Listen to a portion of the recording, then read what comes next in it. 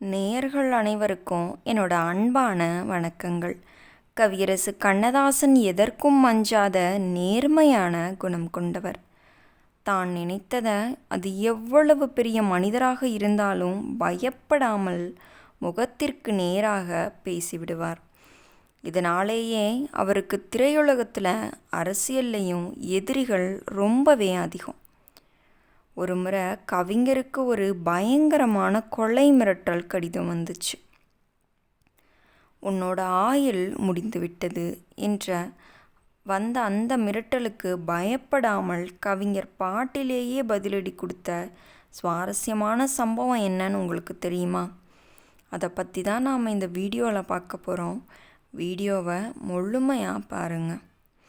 கண்ணதாசன் ஒரு பத்திரிகையில் எழுதிய சில கருத்துகளுக்காக ஒரு குறிப்பிட்ட கும்பல் அவருக்கு தொடர்ந்து மிரட்டல் விடுத்து வந்தது. வெளியே வந்தா உன்னை உயிரோட விடமாட்டோம் என்ற கவிஞரின் வீட்டுக்கே மிரட்டல் கடிதங்கள் வந்தன.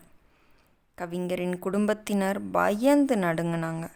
ஆனால் கண்ணதாசனும் வழக்கம் போல தன் காரில் ஏறி பாடல் பதிவு செய்யும் ஸ்டுடியோவுக்கு போயிட்டார்.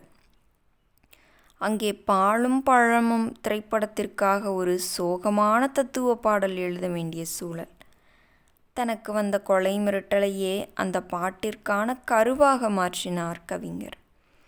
அப்படி அவர் எழுதிய பாடல்தான் போனால் போகட்டும் போடா, இந்த பூமியில் நிலையாய் வாழ்ந்தவர் யாரடா என்ற மரணமில்லாத காவிய பாடல். அதில் எதிரிகளுக்கு பதிலடி கொடுக்கும் விதமாக இந்த பாடல்களை எழுதினது அவங்களோட எதிரிகளை ஆச்சரியப்பட வச்சிருச்சு. இந்த மாதிரி பாடல்களை எழுதுறதுல நம்ம கண்ணதாசனை மிஞ்ச ஆளே இல்லை.